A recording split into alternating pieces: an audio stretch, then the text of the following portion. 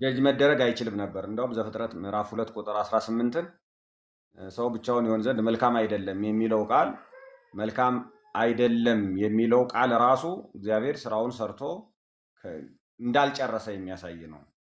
ስለዚህ ስራው ተሰርቶ ሲያልቅ ግን የፈጠረው ፍጥረት ሁሉ መልካም እንደሆነ አየ። እንደውም ወደ ዘፍጥረት ምዕራፍ 1 ቁጥር 31 ይመለስና ከአሁን በፊት መልካም እንደሆነ አየ ወሬ እግዚአብሔር ሁሉ ዘፈጠረ ከመሰናይ ይል የነበረውን ቁጥር 31 ላይ ሰውን ሔዋንንም ጨምሮ ፈጥሮ ከጨረሰ በኋላ ወሬ እግዚአብሔር ሁሉ ዘፈጠረ ከመጥቀ ሰናይ በማለት እጅግ መልካም እንደሆነ አየ ያለው በዚህ ምክንያት ነው። ስለዚህ እያንዳንዱ ፍጥረት ፈጥሮ ሲጨርስ ያያል፣ መልካም እንደሆነ ይናገራል።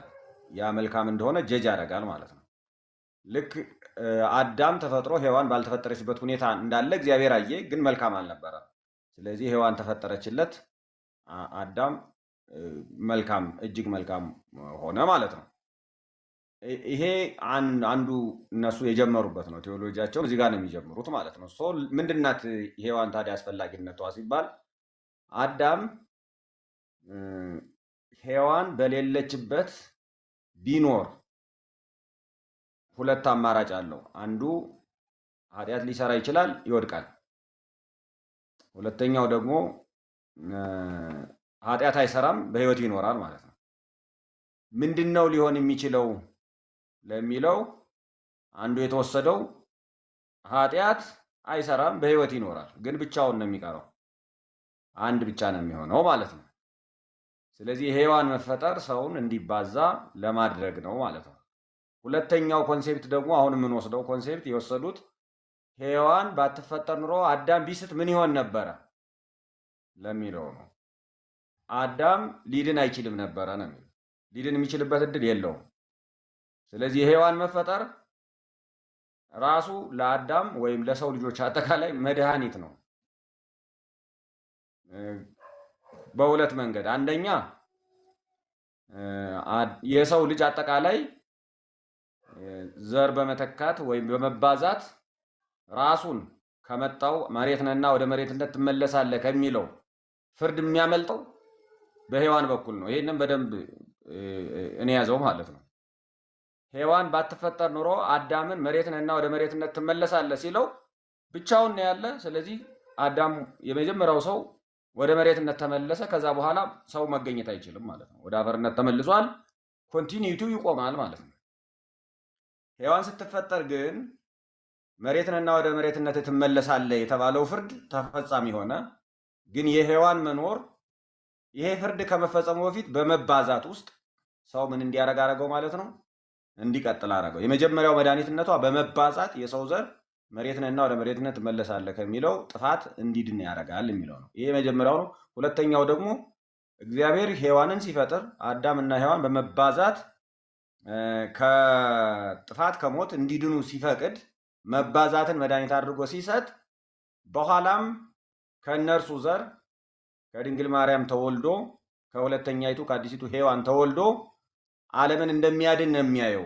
መድኃኒትነት በሔዋን ውስጥ እንዳለ በሔዋን ምክንያት በመጣው መባዛት መድኃኒትነትን እንዳስቀመጠ ልደት ወይም መባዛት የሚለውን እንተውና ልደት መወለድ የሚለው ወይም መውለድ የሚለው መድኃኒትነት እንዳለው ለማሳየት ነው ሔዋንን የፈጠረ ይላል። ለዚህ ደግሞ ቅዱስ ጳውሎስ ለጢሞቴዎስ የሰጠውን ሴት በመውለዷ ትድናለች የሚለውን ጥቅስ ይጠቀማሉ። በመውለዷ ትድናለች የሚለው አንዱ በመውለዷ ከሞት ከጥፋት ወይም ዲስቲንክት ከማድረግ መሬትን እና ወደ መሬትነት ትመለሳለህ የሚለው መርገምን ተሻግሮ በህይወት መቀጠል ይቻላል ማለት ነው አንዱ። ሁለተኛው ደግሞ ይሄ በነገራችን ላይ በረከቱን አስቀጠለ ማለት ነው። እግዚአብሔር ብዙ ተባዙ ምድር ሙሏት ብሎ ያለው በረከት ሔዋን ባትፈጠር ኖሮ በመርገሙ መሬትንና ወደ መሬትነት ትመለሳለህ በተባለው መርገም ይቋረጥ ነበር። የሔዋን መፈጠር ግን የቀደመው የገባውን በረከት እንዳይቋረጥ በመርገም እንዳይቋረጥና እንዳይቀር አደረገ። ይሄንን ልክ ወሰዱና እመቤታችን ቅድስት ድንግል ማርያም ጌታችንን መድኃኒታችንን ኢየሱስ ክርስቶስን በመውለዷ ዓለምን እንደሚድን የሚገልጠውን ይሄንን ክፍል ይናገራሉ ማለት ነው። አሁን ይሄንን ለምንድን ነው ያነሳሁት የሚለውን ነገር ስናይ ክሬሽንን መጀመሪያ ክሬሽንን አንደርስታንድ በማድረግ ወይም የቀደመውን ቅድም ዶክተር አረጋ እንዳለው የቀደመውን ተፈጥሮ የቀደመውን ስነ ፍጥረት አንደርስታንድ በማድረግ በመረዳት ሁለተኛው ተፈጥሮ ላይ ያለውን ሁኔታ መረዳት ይቻላል የሚለውን ነገር እንድንይዝ ነው። ይሄን በደንብ እንዲጎላ ነው የፈለኩት ማለት ነው። ስለዚህ እግዚአብሔር አዳምንም ሲፈጥር ሔዋንንም ሲፈጥር በገነትም ሲያኖር ከገነት የተባረሩበትን የተረገሙበትና የተጎዱበትንም ኃጢአት ሲሰሩ አንድ ነገር ያያል እግዚአብሔር በሂደቱ ስራ ሁሉ ሰዎችን የሚያድንበትን መንገድ እግዚአብሔር ያያል። ሰዎችን ቤተክርስቲያንን ያያል ማለት ነው። እመቤታችን ቅድስት ድንግል ማርያምን ያያል ማለት ነው። ልጁ መድኃኒታችን ኢየሱስ ክርስቶስ ከሶስቱ አካላት አንዱ አካል ሰው የሚሆንበትን መንገድ ያያል ማለት ነው። ስለዚህ እግዚአብሔር ፍጥረትን ሲፈጥር ፍጥረትን ብቻ ነው የሚያየው፣ ሔዋንን ብቻ ነው የሚያየው፣ አዳምን ብቻ ነው የሚያየው ካል ቤተክርስቲያንን ልናገኝ አንችልም፣ እመቤታችንን ልናገኝ አንችልም። ወይም ደግሞ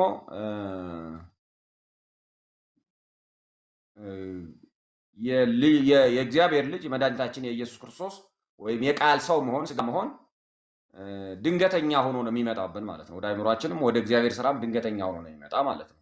እና ይሄን ሁሉ በእግዚአብሔር የማዳን ስራ ውስጥ እመቤታችን ቅድስት ድንግል ማርያም እግዚአብሔር ለምን ዓላማ ነው የፈጠራት? ለምን ዓላማ ነው የመረጣት?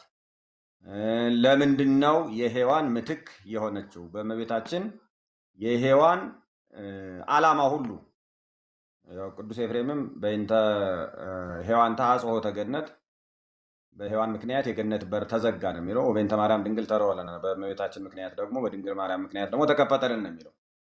በሔዋን እግዚአብሔር ያሰበው በቀደመችው ሔዋን ያሰበው የእግዚአብሔር ስራ፣ የእግዚአብሔር ዓላማ፣ የእግዚአብሔር ነገር ፍጹም በሆነ ፐርፌክት በሆነ መንገድ የተከናወነው በእመቤታችን በቅድስት ድንግል ማርያም ነው ማለት ነው። እርሷን ለቃል ሰው መሆን፣ ለቃል ስጋን መልበስ በመምረጥ እርሷን በማክበር እርሷን በመለየት እሷም ደግሞ ቅድም ዶክተር አረጋ እንዳለው ይኩነኒ ብላ አምና ፈቅዳ ነያ አመቱ ለእግዚአብሔር እነሆ የእግዚአብሔር ባሪያ የእግዚአብሔር አገልጋይ አለሁኝ እንደ ቃል ይሁንልኝ ይደረግልኝ ይፈጸምልኝ ብላ በመቀበሏ በዚህ መንገድ የተሰራ ነው ማለት ነው። ይሄንን ነገር በደንብ መረዳት እመቤታችን ቅድስት ድንግል ማርያም የሔዋንን ጉድለት የሔዋንን በሔዋን ምክንያት የመጣውን ፍዳ በሔዋን ምክንያት የመጣውን መርገም በሔዋን ምክንያት የመጣውን አለመታዘዝ በእመቤታችን በቅድስት ድንግል ማርያም ይኩነኒ በማለቷና እግዚአብሔርም እመቤታችን ቅድስት ድንግል ማርያምን በመምረጥ ዳግሚት ሔዋን በማድረግ እንደገና የሰውን ልጅ ያደሰበትን እንደገና የፈጠረበትን ቃል ስጋ የሆነበትን ምስጢር የፈጸመበትን መንገድ ይሄንን በደንብ አብራርተን ስንረዳው አባቶቻችን የሚያስተምሩትን በትክክል ስንረዳ ይሄ በጣም ጠቃሚ ነገር ነው።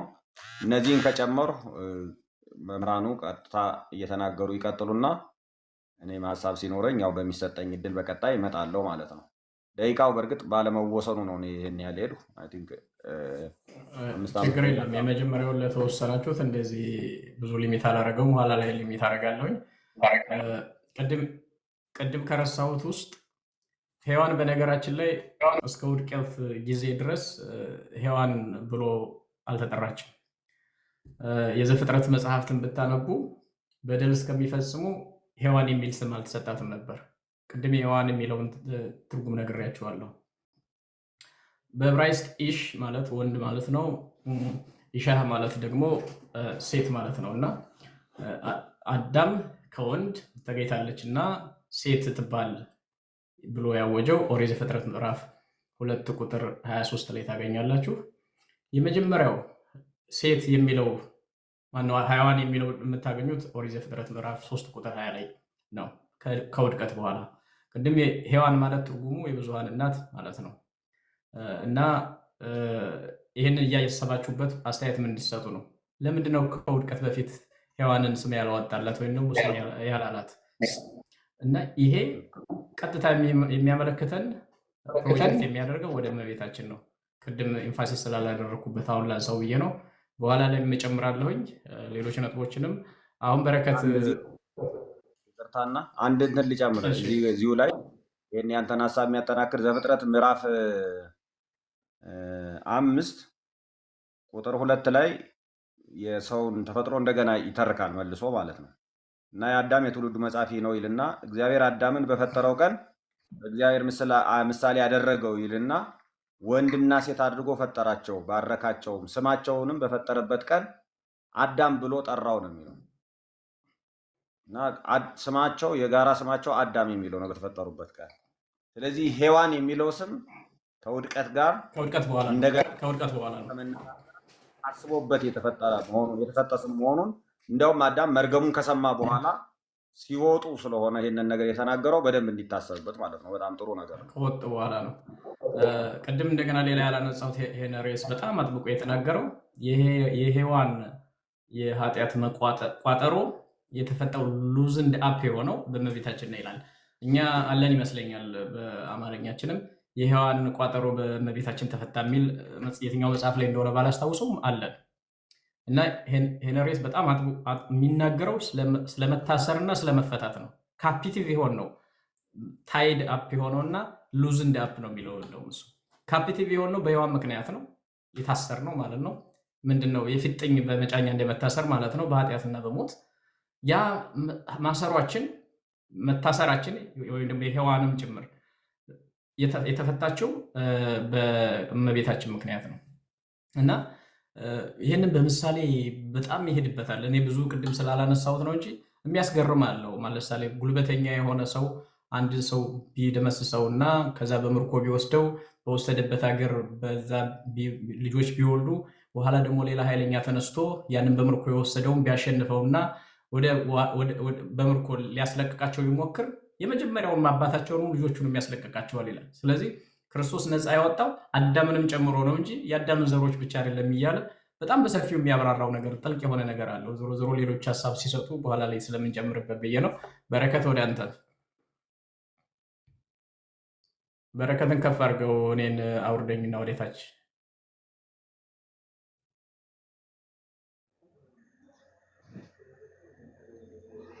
በጣም ጥሩ ነው። አረጋ ቃልዮት ያሰማልን። ጥሩ መነሻ የሚሆን ነገር አቅርበልናል። መልካ ውዳሴ ዘሰኑይ ላይ ምናልባት ሊቃውንት ቢያነቡት ቢናገሩት የተሻለ ይሆናል። ግን ለሔዋን ምነ ከይሲ ዘአሳታ እግዚአብሔር ናዘዛ ኪያኪ በወሊዶታ ይላል። ይሄ ቅድም የሄሬኒዮስ የሪካፕቹሌሽን ሀሳብ ቅድም አረጋ ያነበበውን አስተውላችሁት ከሆነ መምህራኑ ታስተውሉታላችሁ። ከታች የምትከታተሉን ሰዎች ክራይስት ሪካፕቹሌትድ ዘ ሎንግ ሂስትሪ ነው የሚለው። የሰበሰበው የሰውን ዘር ምናምን ብቻ አይደለም፣ ታሪክን ነው እንደገና ወደ የቀየረው ነው የሚለው። ታሪክን ጠግኖታል። ሂስትሪን ነው ሪካፕቹሌት አደረገው የሚለው እና ሂስትሪን ሪካፕቹሌት ማድረግ ምን ማለት ነው? በሰው ልጆች ታሪክ ውስጥ የተበላሸውን ነገር ሁሉ መልሶ አስተካክሏል ማለት ነው። ስለዚህ ለሔዋን ምን አስተካከለላት የሚል ጥያቄ ይነሳል። ሔዋን በተለየ ሁኔታ በደለኛ የሆነችበት ነገር አለ። የጥፋት ምክንያት በመሆን የሞት ምክንያት በመሆን ሞት በሷ በኩል ገብቷል። ሐዋርያው ቅዱስ ጳውሎስ ምንድነው ኃጢአት በሴት በኩል ገብቷልና ይላል አይደል? በኦሪት ዘፍጥረትም በግልጽ ተነግሯል። ስለዚህ ለሔዋን እግዚአብሔር ለሔዋንና በአጠቃላይ ለሴቶች ማለት ምን አደረገ ብለን መጠየቅ አለብን። ምክንያቱም ይህንን ነገር ባይመለስ ባይስተካከል ኑሮ ዝም ብሎ ድህነት ብቻ ቢፈጸም ሴቶች የሞት ምክንያት ናቸው መባሉ አይቀርም ነበረ ሁልጊዜ። ስለዚህ የህይወት ምክንያት ናቸው መባልም አለበት። የሆነ ታሪክ ሲስተካከል እንደዚህ ነው እና እመቤታችን ከድንግል ማርያም ማነው የሔዋን መድኃኒቷ ሔዋን እግዚአብሔር አንቺ ከእርሷ በመወለዷ ሔዋንን እግዚአብሔር አጽናናት ማለት ሔዋን የሞት ምክንያት ብቻ ሳይሆን የህይወት ምክንያትም ለመባል በቃች የሚል ነው እና ይሄ ሰሞኑን ስንወያይ አንዳንድ ወንድሞች እዛ ፕሮቴስታንት አካባቢ ያሉ እንደ ስለ ኃጢአት እኮ ሲነሳ አዳም ነው የሚነሳ ሔዋን አትነሳም እያሉ ሲከራከሩ ነበር። ሞት በአዳም በኩል ምንድን ነው? ሞት በአዳም በኩል ገባ ነው የሚለው። ኃጢአትና ሞት በአዳም በኩል ገባ ነው እንጂ በሴቷ በኩል አይልም እያሉ ምን ማለት ነው? በሴቷ አልገባም ለማለት ነው? ታሪኩ ስህተት ነው ለማለት ነው? መጽሐፍ ቅዱስ ክዶታል ለማለት ነው? ይህን ታሪክ እኔ አልገባኝም ሀሳባቸው ራሱ። ሞት እኮ በሔዋን በኩል እንደገባ ታሪክ ነው። ሂስትሪ ቴዎሎጂ አይደለም፣ የሂስትሪ ነው፣ ታሪክ ነው። በቃ በመጽሐፍ ቅዱስ የተጻፈ ታሪክ ነው። ስለዚህ ይሄ መመለስ አለበት፣ ይሄ መስተካከል አለበት። አዳምና ሔዋን እኩል አይደሉም። በሔዋን በኩል ነው ኃጢአት የገባው። መጀመሪያ መነሻ ሆናለች። የዲያብሎስን ምክር ሰምታ መነሻ ሆናለች። ስለዚህ እግዚአብሔር ይህን እንዴት አስተካከለ ሲባል ከእመቤታችን ከድንግል ማርያም በነፃ ፈቃዷ በእግዚአብሔር ጸጋ ለድህነት ለሕይወት ምክንያት የምትሆን የምትተባበር የሔዋን ልጅ ድንግል ማርያምን የድህነት ምክንያት መንገድ በማድረግ ነው የመለሰው። እንግዲህ እመቤታችን የሔዋን ምትክ የሔዋን ዕዳ በደል የሚባለው ይሄ ጊልቱ እኮ ነው። ሔዋን የስህተት ምክንያት የምትባልበት የምትወቀስበት ነገር የተስተካከለላት በዚህ ነው። ይህንን የሰጣት ደግሞ እግዚአብሔር ነው፣ የድህነት አካሉ ነው። ከነገራችን ላይ እኛ እመቤታችን ዳግሚት የሔዋን ምትክ ስንላት ከክርስቶስ ጎን ለጎን ሌላ አዳኝ እያበጀን አይደለም፣ አንዳንዶችም እንደሚፈሩት ማለት ነው። እመቤታችንን ራሱ በዚህ መንገድ ያዘጋጃት እግዚአብሔር ነው፣ የመረጣት እግዚአብሔር ነው፣ በጸጋ ያጸናት እግዚአብሔር ነው። ለሔዋን ካሳ እንድትሆን አድርጎ ያዘጋጃት እግዚአብሔር ነው። ቅድም አረጋ ዘ ኦተር ኦፍ ሳሊቬሽን የድህነቱ አቃዥ አዘጋጅ መራጭ እግዚአብሔር ነው። ስለዚህ እመቤታችንና ክርስቶስን እኩል ጎን ለጎን አቁመን ሁለት አዳኝ ሁለት ቤዛ እያልን እንዳልሆነ መቼም ግልጽ ነው። ግን ሔዋን በተለየ ሁኔታ የኃጢአት ምክንያት ስለሆነች ይሄ ታሪክ የሚስተካከልበት የሆነ መንገድ ያስፈልግ ነበረ። እግዚአብሔር ስህተቱን ሁሉ እንደገና አስተካክሎ ከሰው ልጆች ውስጥ ዕዳ በደልን የበደለኝነት ስሜትን ያርቅ ዘንድ የሔዋን ጉዳይ መስተካከል ነበረበት። የሔዋን ጉዳይ የሆነ መፍትሄ ያስፈልገው ነበረ። በእመቤታችን ተፈቷል ነው። ይሄ ነው የሄሬኒዮስ። ይሄ ነው ሄሬኒዮስን የጥንት ቤተክርስቲያን ስለሆነ እንጠቅሰዋለን እንጂ ሄሬኒዮስ እንደምታውቁት ሁለተኛው ክፍለ ዘመን መጀመሪያ ላይ የሐዋርያት ተከታይ ከሐዋርያት የተማረ ሰው ነው። ሄሬኒዮስን በዚህ መንገድ እንጥቀሰው እንጂ በቅዱስ ጳውሎስም ቅድም አረጋ በጠቀሰው ከሴት ተወለደ። ለምንድን ነው ከሴት ተወለደ ያለው? ከሴት የተወለደ ልጁን ላከ። ምን የእመቤታችንን ስም መጥራት ለቅዱስ ጳውሎስ ከባድ ሆኖ ነው? የሌሎች ብዙ ቅዱሳንን ስም የሚጠራ ሰው የሚራዱትን ደብዳቤ የሚወስዱለትን በአገልግሎቱ የሚራዱ ሰዎችን ስም መጥራት ያልከበደው ሐዋርያ የክርስቶስን እናት የድንግል ማርያምን ስሟን መጥራት አልከበደውም። ሴት ያላት ከዚያች ከኦሪት ዘፍጥረት ምዕራፍ 3 ላይ ከተጠቀሰችው በሴቷና በእባቡ መካከል ጠላትነትን አደርጋለሁ ከተባለው ታሪክ ጋር እያገናኘ ነው። ያ ተፈጽሟል እያለን ነው። ያ የሴቷ ዘር ተወለደ። የዲያብሎስ ንባብ ራስ የሚቀጠቅጠው የሴቷ ዘር የተባለው እሱ ነው እያለን ነው ጳውሎስ። ስለዚህ ይህንን በጣም ከብሉይ ኪዳን እስከ መልእክታት እስከ ጳውሎስ መልእክት እስከ ወንጌላት ከወንጌላት እስከ ሊቃውንት ድረስ የተዘረጋውን የድህነት መንገድ በሚገባ ስናጤን የእመቤታችን ጉዳይ ወደ ጎን ማለት አንችልም ማለት ነው። እንደው አጭር ጥያቄ ብንጠይቅ ለምንድን ነው ኦሪት ዘፍጥረት ምዕራፍ 3 ላይ እግዚአብሔር ጠላትነቱን በሴቲቱና በእባቡ መካከል ለምንድን ነው ያደረገው? ለምንድን ነው በአዳምና በእባቡ መካከል ያላደረገው ብለን እኮ መጠየቅ አለብን። ሴቷን ለምንድን ነው ከእባብ ጋር ጠላት አድርጎ ያቆማት? በመጀመሪያ ኃጢአት ሲመሰረት እባቡና ሴቲቱ ነበረ የተገናኙት።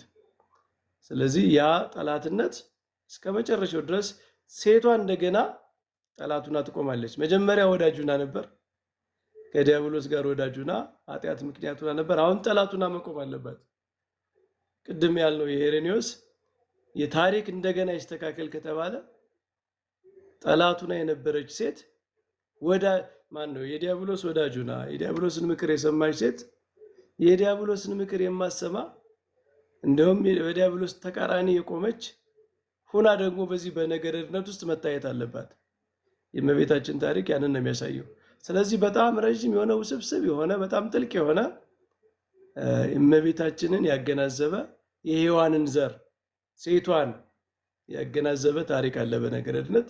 ይሄንን መተው በፕሮቴስታንቲዝም እንደሚደረገው ሰሞኑንም በእኛ ቤት ሲወራ እንደነበረው ይሄንን መተው መጽሐፍ ቅዱሳዊውን የድነት ታሪክ መቀነስ፣ ማበላሸት፣ ማዛባት ከኦሪት ዘፍጥረት ጀምሮ እስከ ሊቃውንት ድረስ እስከ መተርጉማን ድረስ በአንድ ሀሳብ የተስማሙበትን የድነት ታሪክ ማበላሸት፣ መበረስ ስለሚሆን የስተት ነው። ቤተክርስቲያንም ለዚህ ነው በቁጣ የተነሳችው ከምዕመናን ጀምሮ እስከ ሊቃውንት ይህንን ታሪክ ማበላሸት፣ ይህን የድነት ታሪክ የድነት ትምህርት ማበላሸት መሰረታዊ የሆነ የነገረ ድነትን ጉዳይ ማዛባት ስለሆነ ነው እና ሴቲቱ ከኦሪት ዘፍጥረት ጀምሮ ጠላትነት ሲመሰረት፣ ነገራችን ላይ የእባቡና የሴቲቷ ጠላትነት እኮ የድነት መጀመሪያ ነው። ተስፋ የተሰጠበት መጀመሪያው ነው። መጀመሪያው ላይ የተነሳች ሴት ፍጻሜው ላይ እንዴት አትነሳም? ሲከናወን ሐዋርያው ጳውሎስ ከሴት የተወለደውን ብሎ ያ እንደተፈጸመ ነገረን።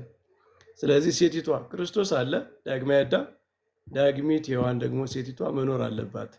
ይህንን ነው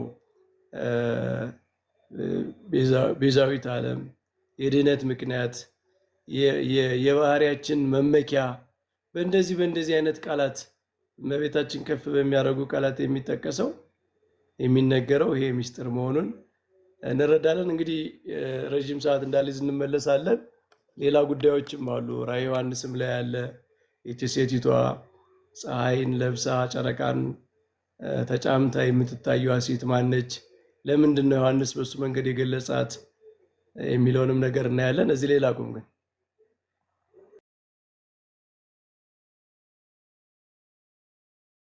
እናመሰግናለን። በረከት በጣም ጥሩ ማብራሪያ ነው። ኮመንት ላይ አትዝጋቸው ክርስቶፎረስ። እኒህ ሰዎች ሲተነፍሱ ደስ ይላቸዋል። እኔ እያዘንኩላቸው ነው እና እኔም ጥያቄ ጠይቃችኋለሁ። እስኪ በዛውም ታብታብ እያደረጋችሁ አጭር ጥያቄ ጠይቃችሁ ላንብብላችሁና አንድ የመጽሐፍ ቅዱስ ክፍል ዘፍጥረት ምዕራፍ 3 ቁጥር 14 ከቁጥር 14 እስከ 15 ላይ እንዲህ ይላል። እኔ አንድ በጣም የምወደው መጽሐፍ አለ። ከዛ መጽሐፍ ላይ ነው የማነብላችሁ እና ምን ይላል? እርግጥ ማብራራውን ነው ከዛ የወሰድኩት። ይሄ መጽሐፍ ቅዱስ ያለ ስለሆነ ችግር ያለ። እግዚአብሔር አምላክም እባብን አለው፣ ይህን ስላደረግህ ከእንስሳት ሁሉ ከምድር አራዊትም ሁሉ ተለይተህ አንተ የተረገምህ ሁን። በደረትህና በሆድህም ትሄዳለህ፣ በሕይወት ዘመን ሁሉ አፈርን ትበላለህ። በአንተና በሴቲቱ መካከል በዘርህና በዘሯም መካከል ጠላትነትን አደርጋለሁ። እርሱ ራስን ይቀጠቅጣል፣ አንተም ሰኮናውን ትነድፋለህ ይላል። በመሰረቱ ይሄ ቃል ይሄ የመጽሐፍ ቅዱስ ቃል በዕብራውያን ሊቃውንት፣ በአዲስ ኪዳን ሊቃውንት፣ በብዙ ሊቃውንት በሰፊው ተጠንቷል። ማለት በጣም በርካታ መጽሐፍ የተጻፈበት ነው። እንደ ቀላል ቴዎሎጂ አትዩት ለማለት ነው። አሁን በተለይ ደግሞ የእመቤታችንን ጉዳይ ያጠኑ ሰዎች ባክ ሄደው ይሄንን ቃል ይዘው ነው በዕብራይስጡ ከዛ በኋላ የዕብራውያን ሊቃውንት ያወሩ ባህላቸውን፣ ካልቸራቸውን፣ ኤክስፕሬሽናቸውን ወስደው ወደ አዲስ ኪዳን ከዛ የነ ቅዱስ ጳውሎስ ጋር አገናኝተው በኋላም ደግሞ በሐዋርያና እንግዲህ ተመልከቱ። ሄረኔስ የፖሊካርፕ ተማሪ ነው። ፖሊካርፕ ደግሞ የቅዱስ ዮሐንስ ተማሪ ነው። ቅዱስ ዮሐንስ ደግሞ የክርስቶስ ተማሪ ነው። እና በጣም ቅርብ የሆኑ ዘመን በዛ ዘመን ራሱ ባለው የትርጉም መንገድ ምን ይመስላል የሚለውን እያየን ስለሆነ እዚህ ላይ አሁን እኔ ማንሳትና ለእናንተ መጠየቅ የፈለግኩት ኮሜንት ከከፈትክላቸው ቁጥር መጻፍ ይችላሉ። ከዛ ሞቲቬትን ማነው እንትን አክቲቭ እንደሆኑ ብዬ ነው። በሴቲቱና በእባቡ መካከል ያለው ጦርነት የሚቆም አይደለም። በመሰረቱ እዚህ ኦሪት ዘፍጥረት ይመስለኛል ኦሪት ዘፍጥረት ምዕራፍ 4 ላይም እንዲሚል ታገኛላችሁ። መንፈሳዊ ማለት በኃጢአት የሔዋን ልጅ ቃያንን ራሱን ለመምታት በበር ላይ ቆሞ እንደሚያገሳ አንበሳ ሆኖ መገለጡን እናስታውሳለን። ሔዋን የሚመታው ነገር ግን እርሱ ያሸንፈዋል ይላል። ኃጢአትን ያሸንፈዋል ይላል። የሔዋን ልጅ ቃየን ማለት ነው።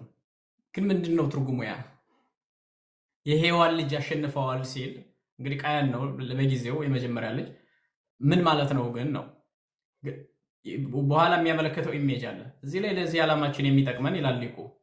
ትንቢቱ በሴቲቱና በእባቡ መካከል ያለውን የወደፊቱን ጠላትነት የሚገልጥ መሆኑ ነው። እግዚአብሔር በሴቲቱና በእባቡ መካከል ጠላትነትን ወይም ጥላቻን በመካከላቸው ማድረጉን ሲያውጅ የዕብራይስጡ ቃል በግለሰቦች መካከል ገዳይ ጉዳይ ይለዋል። ወይም ደግሞ ሌታል የሆነ ጉዳይ እንዳለ ያደርግና ይገልጸዋል። ወይም በሰዎች መካከል ጦርነት እንዳለ ይህንን ቃል ይጠቀማል። የዕብራይስጡ ቃል ነው። ጦርነት፣ ገዳይ ጉዳይ ይለዋል። ይህንን የመጽሐፍ ቅዱስ የተለያየ ክፍሎች ይጠቅሳሉ፣ እንዳለ ይገልጻል። በእርግጥ ይህ በሴቲቱና በእባቡ መካከል ያለው ጦርነት አይቆምም። በሁለቱም በሴቲቱና በእባቡ በዘርና ወይም በልጇ በዕብራይስጥ ዘራ ይላል መካከል የሚቀጥል ነው ይላል። ስለዚህ በዚህ ጦርነት ላይ የተሳተፉ ስንት አካላት ናቸው? ኮሜንት ላይ ጻፉልኝ እስኪ። ቅድም ባነበብኩላችሁ በዚህ ጦርነት የተሳተፉ ስንት አካላት ናቸው?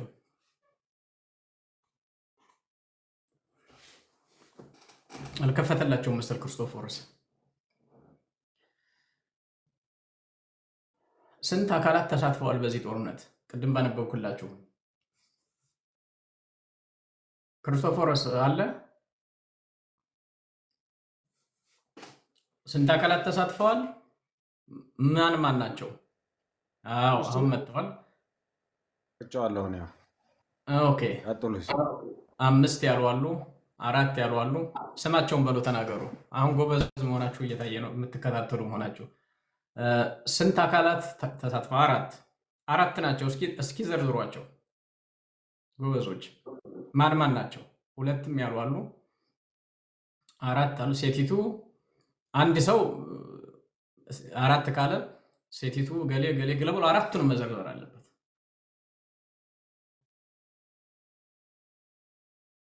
ሴቲቱ፣ እባቡ፣ ዘሩ፣ ዘሯ የማዘር የእባቡ ዘር። ኦኬ ጥሩ ተመልከቱ። በ4 ነው። ይሄኛው ሰው ስለገለጠው ላብራራው።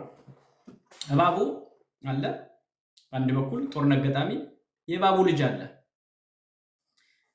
የእባቡ ልጅ ምን ያደርጋል ነው የተባለው? ሰኮናውን ይቀጠቅጣል ነው የተባለው። በዛ በኩል ደግሞ ሴቲቱ አለች፣ የሴቲቱ ልጅ አለ።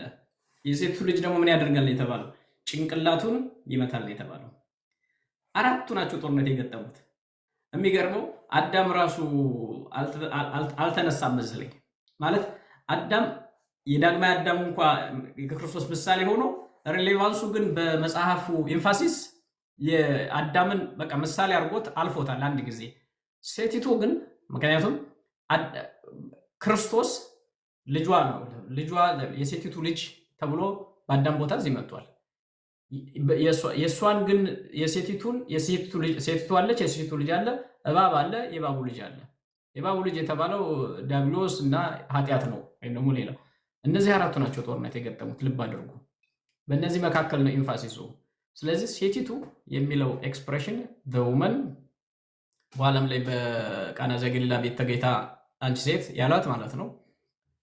ያ ኤክስፕሬሽን በኋላም ቅዱስ ጳውሎስም ከሴት ተወለደ ያለው ይሄ ቅድም በረከት እንዳለው ስሟን መጥራት ስላልፈለገ ወንጌል ቦታ እንዳትይዝ እንዳትጋርድ ነው የሚል አይነት ታልካሻ ምክንያት ሳይሆን ዲቴይል የሆነ ቴዎሎጂ ነው።